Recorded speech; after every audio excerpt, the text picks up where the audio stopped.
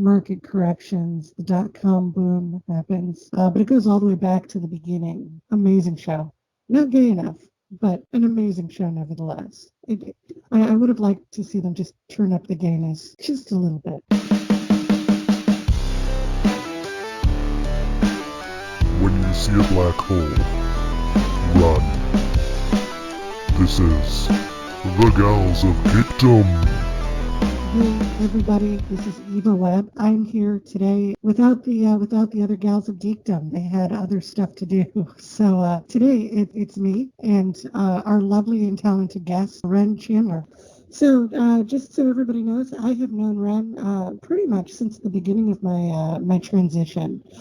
She has been there with me. I think we met while we were both duking it out with Comicsgate long time ago, and she's writing an amazing blog about Universal Monsters right now, which is something I was hoping we could touch on later. Actually, I just finished that recently, and I'm moving on to just general horror movies. Well, was it a Halloween thing or just sort of a general interest? It's kind of been messed up because of other stuff, but I'm usually every weekend I do 2 movies. So this week technically it's like 3 since I missed one of last week's reviews. It's going to be technically a Universal monster, The Mummy from 2017, the Mummy reboot, like the one with Tom Cruise from like a couple years ago. Well, who's your favorite Universal monster, do you think? Frankenstein's monster, easily. Like Boris Karloff and that performance, it was like incredible. Like it was really, really good. Even though it's like been like, parody, it's been like homage, but like it still holds up a lot. I was watching one of the older Dracula movies fairly recently. I think it was the Bela Lugosi Dracula. It was the one in black and white. And I was really kind of amazed at how well it held up. Like with some of these older movies, they look really dated. They feel dated. The black and white thing about it, and they don't usually hold up. But there are a few of them. Like, for example, The Bride of Frankenstein is one of my favorites. Right. You can't go wrong with The Wolfman. Those transformations and practical effects they did on that were really neat. Yeah, The Wolfman was pretty good. Have you seen The Werewolf of London? I have. Yeah, it was a lot. The Wolfman was a lot better than that, but it was kind of good. So, are you thinking about the movie that was made in like the 1990s, or was there an earlier one? The Werewolf of London, that's a 1935 film. There's like Henry Hole, Valerie Hobson, I think, and Warner Oland. It's what the title says. It's a werewolf, and he's in London, and he kills people. That's cool. I was thinking American Werewolf in London, which is a much later movie. That's what I thought, like the John Landis movie. Right. So, where does your fascination with the Universal monsters and horror films in general come from, do you think? I kind of grew up, like when I was growing up, my mom was very adamant I don't watch like stuff that was outside the ratings. Like I couldn't play any games that were above teen or above E for everyone, or I couldn't watch films that were above like PG or PG-13. So I kind of got more into horror movies when I was in high school. I started getting more into movies in general, and then I started reading about all these like great horror movies from, I started reading about, The Thing. I started reading about, the Halloween series, or, and I also started getting into like full-on monster movies, like the Ray Harryhausen stuff, the 50s B-movie science fiction. I started getting to that. And then it just kind of grew from there. When I was a kid, my dad used to wake me up at like, I think it was 11:30 on Saturday nights to watch this. It was this sort of, it was a late show where they'd show like these just really awful, campy B-level horror movies, sort of interspersed with the classics. You get like Frankenstein's monster, but by the same token, you were just as likely to get like Young Frankenstein or Attack of the Killer Tomatoes, and that was like my formative experience with horror films. I think was that particular thing. We tried to do it with my little brother. you know. But he just never got into it the same way I did. I don't think. I Yeah. think I saw one. I think it was one of the zombie movies. I don't remember which one. And yeah, he got pretty shaken up by it, and he was like, "Yeah, no more." But he was like 3 at the time. So I'm gonna cut him some slack. Yeah. What are like some of your favorite horror movies, like, or horror monster movies? Oh goodness. I really like one that I've sort of gotten back into lately has been the creature from the Black Lagoon and some of the later incarnations of it. The Shape of Water. I adore that movie. It is so pretty. It's like monster is persecuted, girl helps monster, girl gets monster. It's so pretty and romantic and Yeah. beautiful. How about you? What's your well, no, you said what your all-time favorite is. What do you think the most underappreciated horror movie is that you've seen? Underappreciated? Yeah. Well, my favorite is sort of also my most underappreciated. That is a 1967 movie called Quatermass in the Pit. It's the third series, and it's old. Like the character of Professor Bernard I'm sorry, I'm gonna go through a little bit of history. The Professor Bernard Quatermass debuted in a television series in 1951, and then two other sort of series in 1955 and then 1958. And then that was so successful that they Hammer Films decided to make them into movies. And Quatermass in the Pit was the third movie. It's a great movie. It's very well written. It's incredibly scary. Like the whole film is centered around the discovery of this ship and London, while they're constructing London subways, and then they find the ship and they have these gigantic like grasshopper, like these gigantic insects, and they're already kind of disgusting to look at. And then like as the film goes on, like they just start messing with people, like they start giving them bizarre images in their heads. That's interesting. Yeah, and there's like a whole thing where it's like revealed that the aliens may have inspired like a local legend about a devil because they have like the devilish appearance of like the horns and like the teeth and like the tails. And then it just like it gets like really, really trippy. It's like gradually revealed that, humans were essentially genetically engineered from these aliens, and but they installed in us like a little plan that, they want us to like become ultra violent and basically wipe out the whole human species so that they could terraform our own planet. That's absolutely fascinating. I have to watch that. I also recommend Quatermass 2, which was the second movie based on the second serial. That one is more of like sort of an invasion of the body snatchers, sort of a kind of replacement thriller, but it's still fairly good. Do you watch a lot of B horror at all? What horror? Like B movie horror, like something that's just sort of low budget, intentionally bad. I have a fascination, I think, with just bad movies in general. I watch them sometimes if they're like I watch sometimes like Japanese B movies like Michiru Honda's Bentango or Frankenstein Conquers the World. I think those are two. Mostly though, most of my B movie stuff is from Mystery Science Theater. So I got a really good recommendation a while back when I was looking for just weird stuff because that's sort of my bag.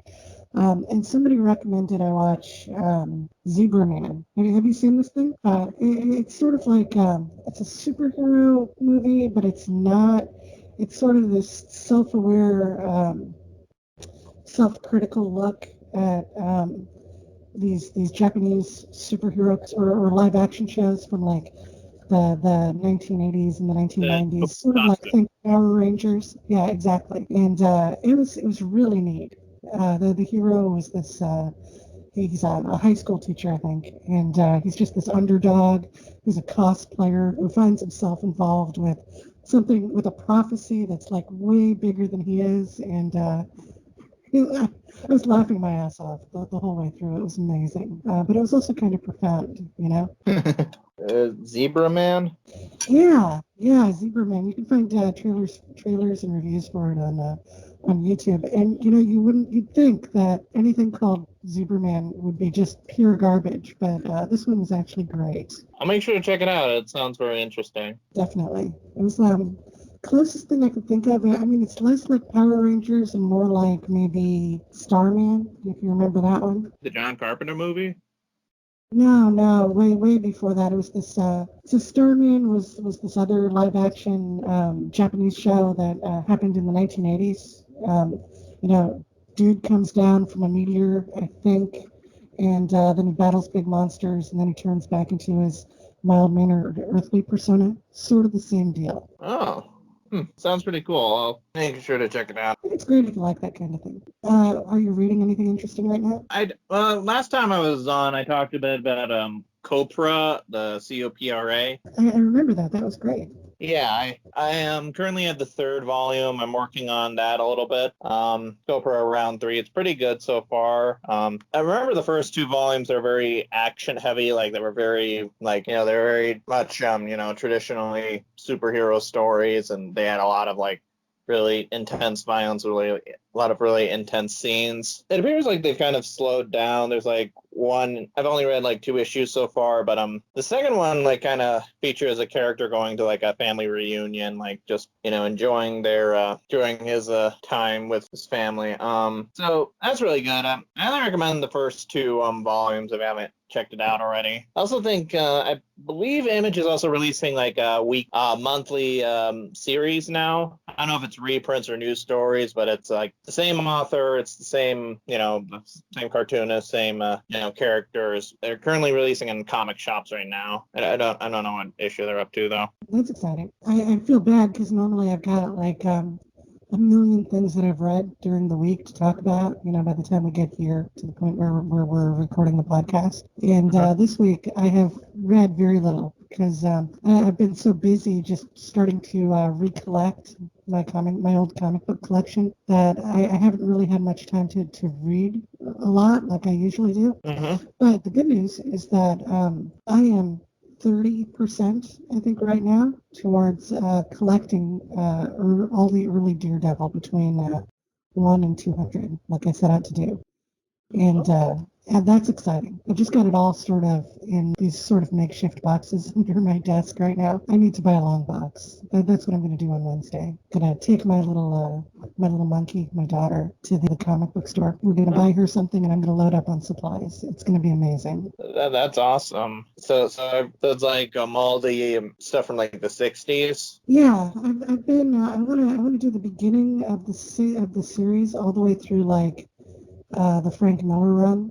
The birth and death and rebirth of Elektra, And I want to stop right about there so that I can move on to collecting, the later half of the series in Volume 1, and then probably stop there, just sort of periodically, pick up the newer things as I get them. I read the Frank Miller run on that a really, really long time ago, and I had grown up hearing of Frank Miller, he kind of, he hasn't been producing great work past 10 years, so I was a little trepidatious to go into it, but then I decided to read it, and then it was actually really good. It was really surprisingly better written than I thought it would be. Oh, yeah. I mean, Daredevil during that era, and the one that came right after it, all the stuff that happens during that run is just sort of pivotal, I think, to the things we think of as Daredevil lore today. Yeah, it defined the character. Oh, I remember totally. watching the Netflix series, and a lot of that came from the Frank Miller run. Oh, tons of it. I was actually during the Netflix series. I was keeping my fingers crossed. I was really hoping they'd do Daredevil goes to hell and beats up Mephisto, because they sort of alluded to that in a couple of places, but they never got to it, unfortunately. Yeah. Because that would be the next big run that I'm a huge fan of. During the 90s, how Daredevil and one of the Inhuman girls went in to do battle with Mephisto, who's basically the devil. It was cool. It is mystical. It was story-based. It was character-based. Watching Daredevil just go through that and watching his mind spin over the weirdness of it, it was captivating. I don't remember the name of that particular storyline. I think it's like Face of Fear or something like that, unless I'm thinking of something else. But it was cool. Daredevil's sort of like one of my all-time favorite characters. I love the limitations of I like his radar sense and the fact that nobody who writes Daredevil can seem to really explain exactly what his radar sense is. So every time there's a new writer and they need to talk about it, and even sometimes within the same run with the same writer, they'll talk about it three different ways, and you get this idea that it's intuition, or it's sort of like a second sight, or sometimes it's just a rough outline, and that's one of the ongoing questions I think in the whole series, at least for me. The way I always thought about it, like I remember when I was a kid, I watched this series about people who had weird abilities, and there was this one kid who was blind, but he had learned, like, the way bats and dolphins do to do echolocation. So he just like make a sound, and then it would go into a frequency, and then he was able to sort of envision what was out there. That's how I sort of conceived of it for a while. Have you read Dreadnought by what's her name? April Daniel. It's this book about this trans superhero where she sort of starts off pre-transition, not even out of the closet yet, with really weird parents, and then she's passed the mantle of this superhero named Dreadnought, which not only gives her an instant transformation to her best possible self, but it also just sort of completely screws her life up. She has like this power set that I thought was really interesting because she sort of works within like the lattice of reality.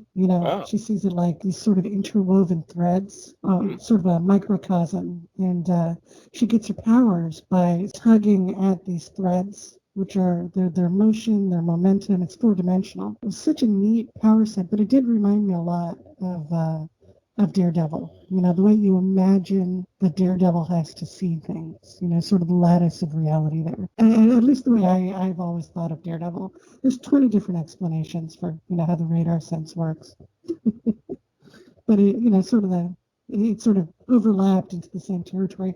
Dreadnought also felt a lot like Captain Marvel to me, but without the mechanism to change yourself back. Billy Batson, who's Shazam, he could transform himself into Captain Marvel, but he's never stuck that way. It's never part of who he is. He can always turn back into just a random kid. And if you're a trans superhero like Dreadnought, and your superpowers and your body image and indeed your whole transition depend on that, why would you want to change back? And I think that's where they were going with that. Great book, by the way. Fantastic book. Both of them were really good. Dreadnought? Yeah. It's like it's another one of those stories where it happens in a world where there's like 50 years of history. It's not a comic book. I wish it was. In fact, if there's ever a comic book adaptation, I wish they would tap me for it because I could do such an amazing job with the character.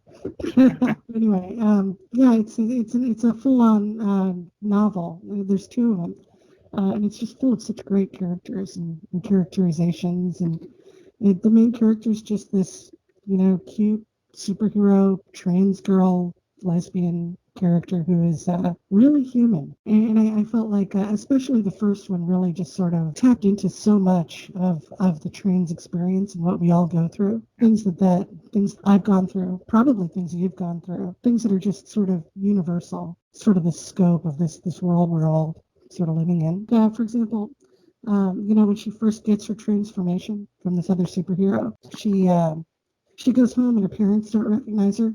And then her dad's spends half the book just trying to fix her and put her back to the way she was, but she doesn't want to change, and I thought that was really sort of typical. And, Subversive, she's exactly. And, the character's like 15 years old and her parents are not okay with what she turned into. Even into the second book, they just don't get it. They don't understand. And I think we've all been through some degree of that. It sounds really good. I'll have to check it out. I think I briefly came across it when I was doing something, when I was looking up something else, and then, but I'll look more into it. It was one of those books where like every trans comic book nerd I've ever known has said, Oh my God, you have to read this book. And now I'm sort of joining the chorus on that because it's fantastic. Awesome. So what else is going on with you? No, I just wanted to give another book. I actually just recently got a comic called Ad Astra in Africa. It's by Barry Windsor Smith. It's originally going to be of all things a Storm story. He apparently did like a run of Storm with Chris Claremont in the 90s. So this was like going to be like I think the last story, but then Marvel didn't like how it ended, so he decided to just make it into his. He had a New Gods homage called The Young Gods and Friends that he was doing independently, and then he decided to slot it into that one. That sounds like fun. Yeah, I was just gonna say if Erin was here, she would chime in with probably some just brilliant and obscure piece of knowledge about the New Gods because that's her thing. God, I miss her. It's Yeah. it's not the same doing the podcast without them. Yeah. But hopefully they're back either next week or the week after, and that'll be fun. What's your favorite movie ever made? My favorite movie is 2001: A Space Odyssey. Really? Yeah, I suppose it's kind of a horror movie. The third act is kind of a horror movie, but yeah, my favorite movie is 2001. Awesome. What is it about that one that gets you?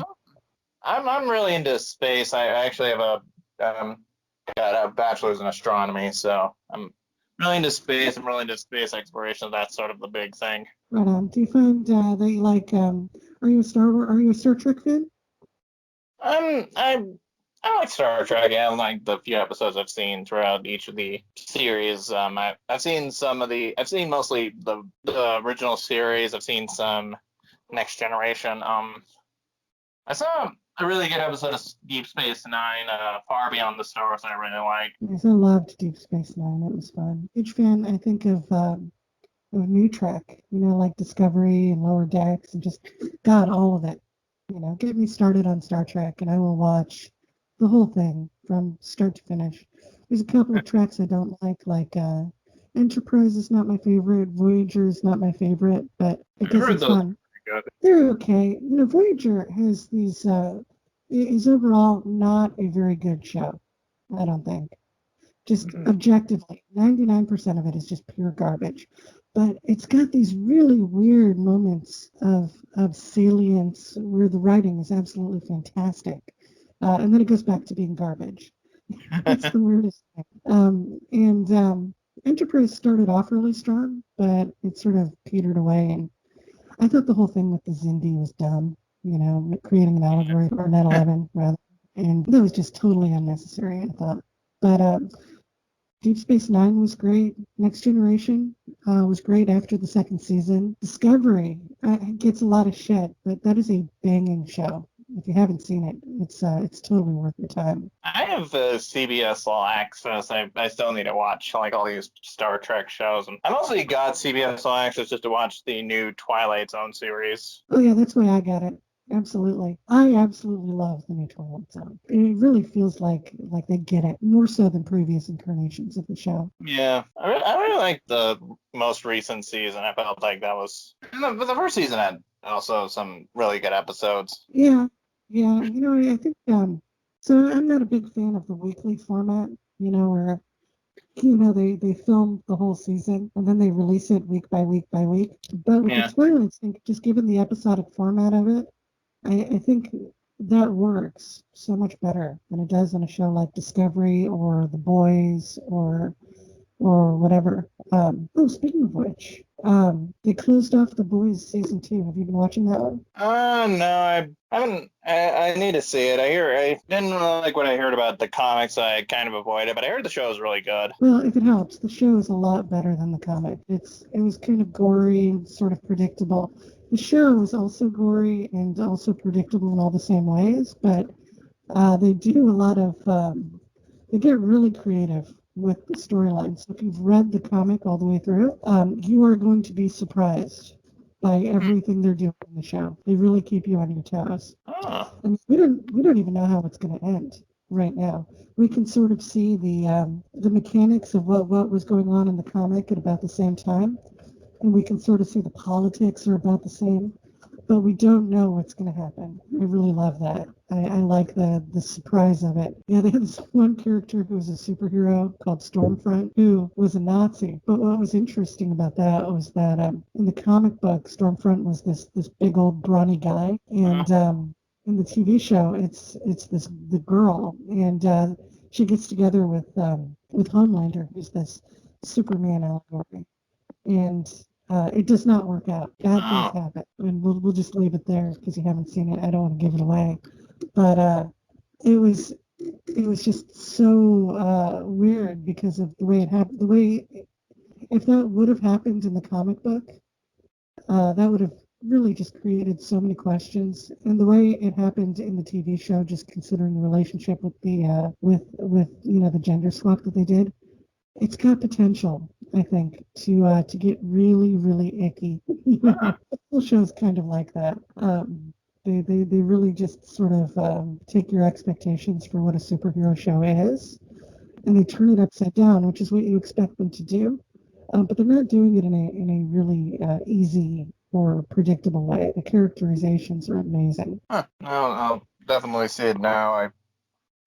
It's always on my Amazon Prime, so I'll be able to find it. So. Have you seen Utopia? Another one on Peacock, the like the NBC Universal streaming. Well, at least for me, it's on Amazon. Oh, I must be thinking about something different. There was yeah, that's the one with John Cusack in that. Yeah, and John Cusack is this sort of Lex Luthor type. And it has I read like an interview with him like a couple days ago.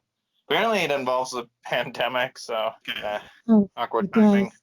And the whole thing's based around this weird, it's almost a prophecy that comes down through a comic book. So there's this first comic book called Dystopia, and it supposedly predicted a whole lot of things, just all kinds of weird stuff about diseases and political events and stuff like that was going to happen in the world. And but there was a second volume called Utopia, which had all the same characters in it, but it was never published. So like these, the main characters of the show, they find the unpublished art from Utopia, and that's when the chaos starts. Like that old prophecy in the form of comic. I was interested in checking it out. I've sort of been treadmilling like old shows. I've been rewatching a lot. Like just before I came on, I was watching a bit of Frasier, a little bit of rewatching it. But I need some new shows to kind of reinvigorate everything. Have you seen Raised by Wolves yet? No, I've heard of it though. So did you like Alien and Blade Runner and those types of things? Is that something you're into? I love those movies. Right on. Well, if you liked those, Raised by Wolves is sort of it's totally not what you would expect it to be. It's the story of this society in the future where the religious zealots just totally go out of control and they destroy the whole world. And then there's this group of atheists that puts these robots together, and the robots are sent off to this habitable world in the Kepler system. And their job is to raise children, And it's cool because the robots are weird and quirky and emotional and strange. Just they're that much removed, and they're ever so much off from what you would expect them to be. Supporting the robot trope expectation there. But then you've got the religious fanatics, which show up on the same planet years later, and they go into conflict with the robots. But at the same time, there's this weird metaphysical presence that we can't explain within the show, and the whole thing sort of towards the end of the first season really starts to feel like biblical allegory in sort of a science fiction universe. It's really weird. It's one of the weirdest things I've ever seen on television. But it's absolutely captivating. It's done by Ridley Scott, the director. Yeah, yes. He did Aliens and Blade Runner and all that. Absolutely fantastic show. Totally worth watching. Is it another Amazon show or?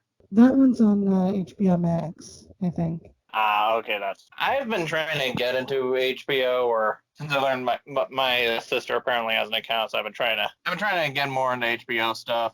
Have you seen Lovecraft Country? Oh my God, I love that show. Lovecraft Country is so much fun. Have you did you see the last episode of the season? Not yet. I've just have some catching up to do.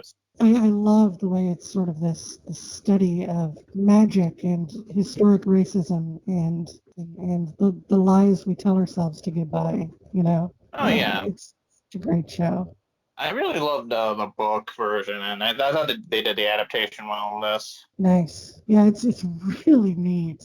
And it's really the further you go, the more self-aware it gets. So, it's very meta. I just love it. I love everything about that show. I wish we had more shows like Lovecraft Country that did that, you know. Definitely. I think of apparently I was reading about a book, another sort of African American riff on Lovecraft. It was called The Ballad of Black Tom. Takes one of Lovecraft's most xenophobic stories, The Horde, Red Hook, and then sort of recontextualizes it from another perspective. I have not heard about that one. Yeah, I was thinking of trying to figure out if I should get like the physical copy of the book or like a Kindle version. Or so I was looking through like a bunch of sources. Apparently, they're making that for AMC. They're developing it for the AMC channel. So that's going to be a television show. That's great. AMC's amazing. Yeah. Their shows are consistently good. I'm a huge fan of like Breaking Bad and Better Call Saul. They're interesting. I really liked Mad Men, or like it took me a while to get into it, but then once I got into the flow of it, I really came to enjoy it. Right on. Yeah, oh boy, the sexism in that show is intense. Yeah. It starts and it's pretty much ongoing through the whole thing. The characters, at least Don Draper and those guys, they really do seem irredeemable. Mm-hmm. Yeah, pretty much. I thought Mad Men was cool though because of it is actually a pretty accurate look, I think, at the advertising industry. Have you seen Halt and Catch Fire? I see it sometimes on Netflix. I've considered watching it. It's really neat. It's sort of like all the crazy stuff that happens in Silicon Valley. All the crazy people, the startups, the fast money, the market corrections, the dot-com boom happens. But it goes all the way back to the beginning. Amazing show. Not gay enough, but an amazing show nevertheless. I would have liked to see them just turn up the gayness just a little bit. But yeah, it's fun. I mean, if you're into like watching the world just sort of change with computer science, it's very computer sciencey. A lot of the computer science stuff in it, it's accurate, especially the first season. After the first season, they get weird with the timeline. They reference things that didn't happen until a lot later. But they sort of had to keep the narrative going. But that first season is straight up history. That happened. Maybe not with those characters, but that kind of thing happened. Like the fight with IBM and the first PC and getting the BIOS different and stuff like that. It's great and it's full of twists and turns. It's good drama. That sounds incredibly interesting. I from like what I've read about it seems like something I would watch. I love period piece stuff, and when I do like the occasional Silicon Valley program. I love shows that are about code and programming and software engineering. That's what I do professionally, and it's interesting to see that stuff represented, usually badly, on television. But in the case of I keep wanting to call it Pirates of Silicon Valley, but it wasn't that. It was something else. That was a different thing entirely. But in the case of Halt and Catch Fire, there's some really good computer science in there. Like where they sit around and, they ask themselves, well, nobody's done this before. What does this look like? And they decide on both possible things, and they break off and they do both possible things, and you can sort of see how that all just ends up in the world we live in. I have to check it out now. It sounds really interesting. Definitely. There are a lot of good shows about computer stuff. I think people think computers are boring, just in general. I don't. I think they're interesting, but that's just me. I like computer science. I wouldn't say I was particularly good, but I know a little bit of Python. Like my the school had like this you had like a Python course attached to like the general astronomy track, so I learned a little bit of how to do that. So That's cool. Python's a fun first language. So you went to school for astronomy, you were saying, right? yeah. That's neat. Like stars and rotations. Was there anything that you specifically that you wanted to do when you went to school for it, or just did it sound like it would be a fun major to start with? Originally I wanted to be like an astronomer. I wanted to be like an astrophysicist. So that's what I originally went to school for. I did a lot of volunteering stuff. I did a lot of astronomy stuff.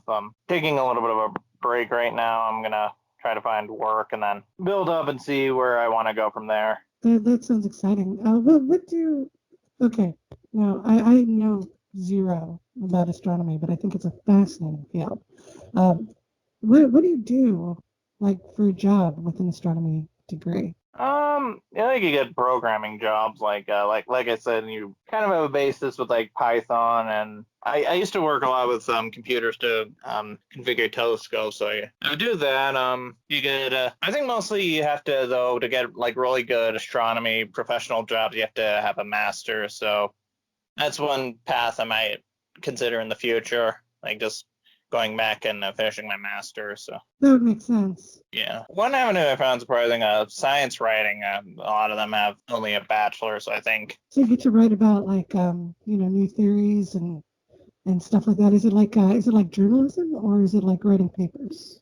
Most of what I've seen, it seems more a journalist. I know how to write scientific papers. Like that was something that was drilled into our heads over and over, like the structure of a scientific paper. You got, the introduction, research, analysis. It was called IMRAD. That was what it was called in my classes. So, Have you ever done anything like as romantic as discovering a star? my freshman year, we tried to photograph a pulsar. We tried to, so like we had this really small telescope. It was like about the size of a blender or like a.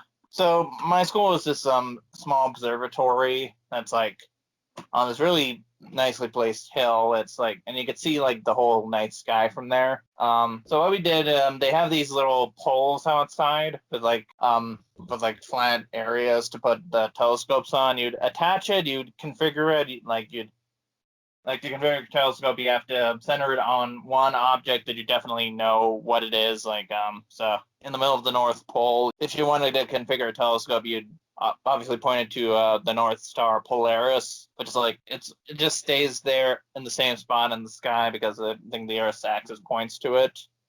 Anyway, so you configure it, and then we were trying to get enough object to photograph, and we searched for a little bit. Me and two other people, we searched, and then eventually we came across this. Sorry, it was a quasar. It was like sort of this bit of a light that was in the sky. So we quickly took a bunch of photos, and we uploaded them. Now that's mostly what I did. Oh, and in junior year, I was also very briefly involved with the exoplanet search group. I was very briefly involved, and then I don't know what happened, but I think it just kind of collapsed afterwards. But I remember the process by which they track like exoplanets with they don't have like official names, so it's like the star system followed by the letter and like bunch of numbers afterwards, like Giuseppe C1918, something like that.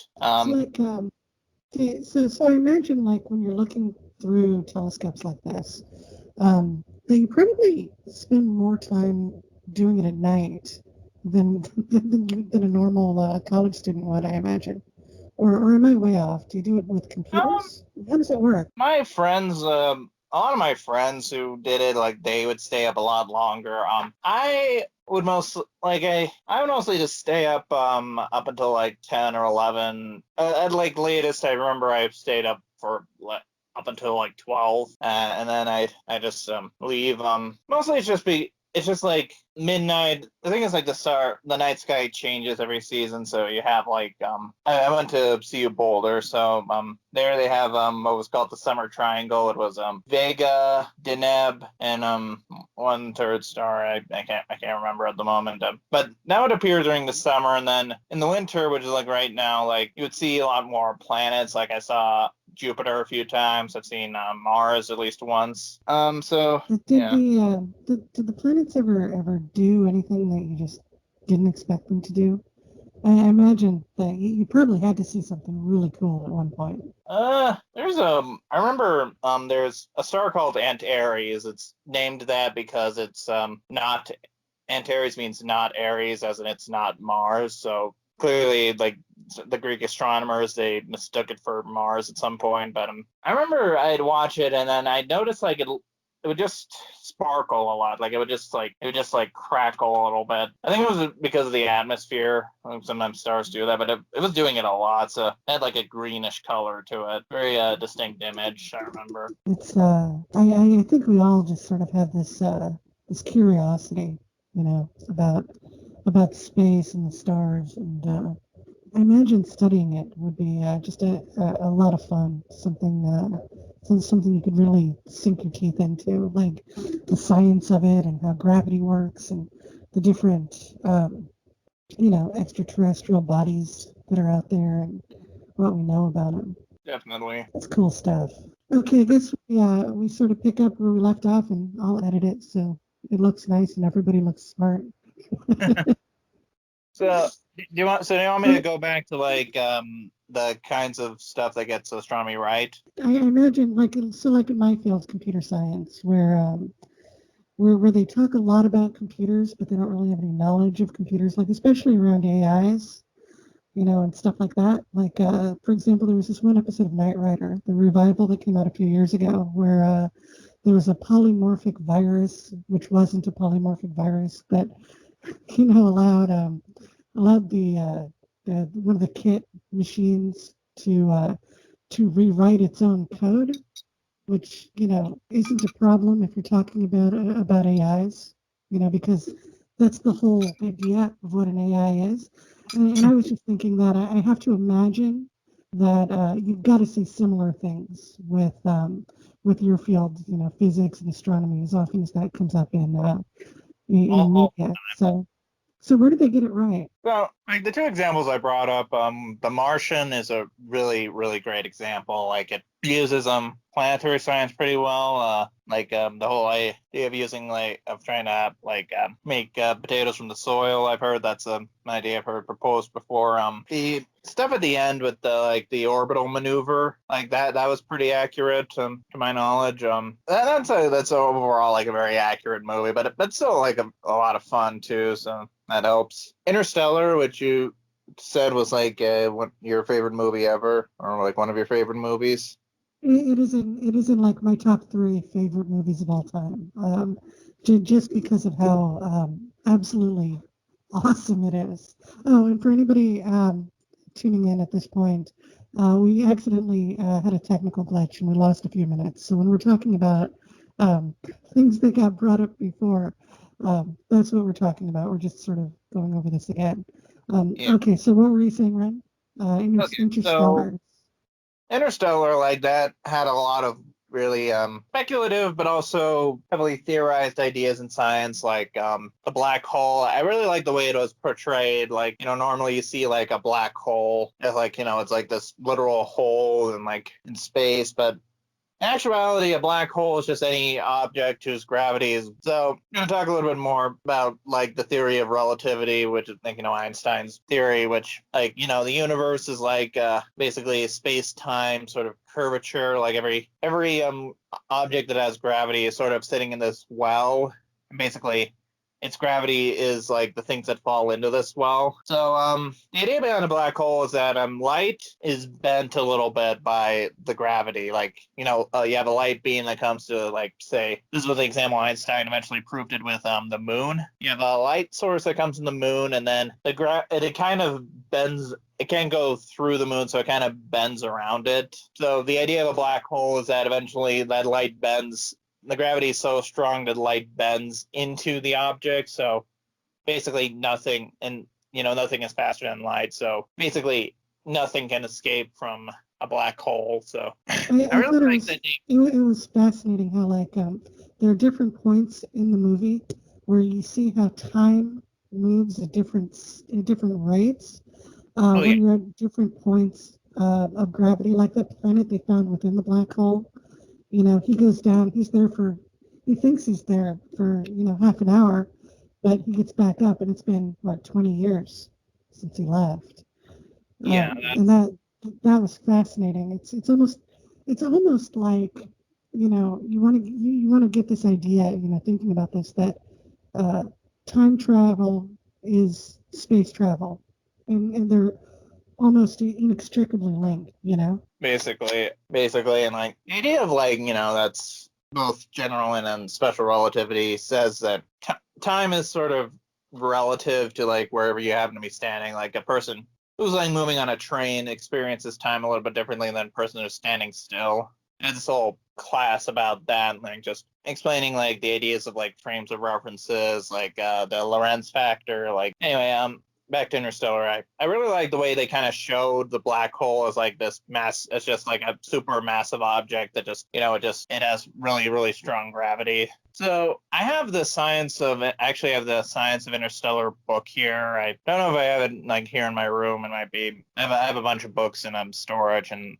in my garage. And it was written by the guy who advised the production, Kip Thorne, and he's a theoretical physicist. He was the first one to come up with the idea of wormholes, like the idea of, like, these holes that go from one point of space to the other. I was saying, like, I saw him speak at the Mackey Auditorium in CU Boulder. He had this excellent lecture about gravitational waves and black holes, since that had very recently happened, the discovery of gravitational waves. And then, so in the interim between when the recording stopped and when we started doing it again, I decided to refresh my memory a little bit, and I did a tiny bit of research. So what I said earlier was, like, I explained Einstein's theory of space-time is sort of like this large fabric type thing, and, like, objects of gravity are like sort of like pressing down on this fabric, and then when they collide, they sort of release ripples. And so the purpose of these ripples is to carry around the energy that these two objects release by sort of colliding, or rather their spheres sort of coming together, and then so it carries out this energy. That's what gravitational waves are. And so it's just like the energy coming out of that particular kind of collision. And you were also saying that up until fairly recently it was all theoretical science. They hadn't actually seen them directly, but they had observed their effects. Am I correct on that? They had kind of figured they were possible. They just never actually observed them until, like, a few years ago. Like, they finally had, like, instruments that were so precise, like, they could, like the thing is, like, these are, like, so very far away. By the time they get around here, like, it'll be, like, so, like, the energy would just dissipate. It would be, like, really, really small. But they had a telescope that was so sensitive, like, they could pick up these little tiny fragments that were left. That's absolutely awesome. That is really interesting. I guess that's it for our show today. But Ren, I really, really appreciate you coming by. This has been absolutely awesome, and thank you for just providing all this insight. I did not know a lot of this stuff. Do you have anything that you want to promote this time? Just thank you for having me on again. I have had a lot of fun, like, the last time, and I hope to do it again soon. You are totally welcome to come back, by the way, anytime you want. Very seriously, that's an open offer. So my Twitter handle is at Ren, REN _ Chandler 4. I mostly tweet about comics. I occasionally go into other areas like trans issues, the politics, TV, film, very occasionally science, like what I explained here. And I also do movie reviews on my blog, confessionsclutteredmind.blogspot.com, or Confessions of a Cluttered Mind. I am doing right now a series of my annual horror reviews. In the next few days, I will put up a review of the 2017 Mummy, and then after that will be a review of the 1976 Larry Cohen film, Because God Told Me. And then that sounds interesting. yeah. I've never seen it. And then I'm gonna do the 1972 Wes Craven movie. It was his very first movie. I can't think of the name right now, but it'll be reviewed on there. And that's pretty much it. Awesome. Well, again, thank you for stopping by, and that's our show. This has been Gals of Geekdom, Issue 4. For more information about the show, check out our website at www.galsofgeekdom.com. This show was produced by me, the adorable Eva Webb. This week's bumper music was provided by Vans in Japan. Thanks for coming by. See you next time. Oh, and when you do come by, bring candy.